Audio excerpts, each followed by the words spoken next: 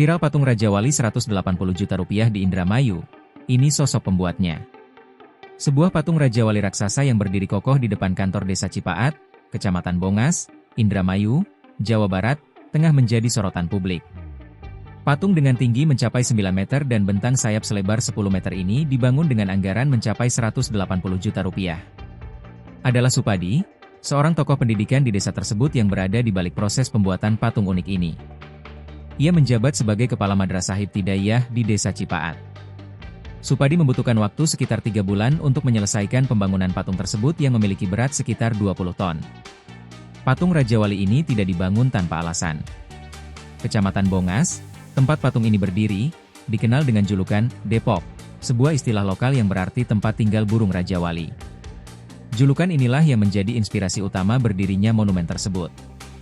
Kepala Desa Cipaat, Kusnadi, melalui unggahan di akun Instagram Jatinagor Banget, menjelaskan bahwa proyek ini menggunakan dana desa sebesar 180 juta rupiah dan sebagian tambahan dari pendapatan asli desa, PET. Tak hanya itu, beredar juga informasi di media sosial bahwa Supadi turut mengalokasikan dana pribadi demi menyukseskan pembangunan patung yang kini menjadi ikon baru desa.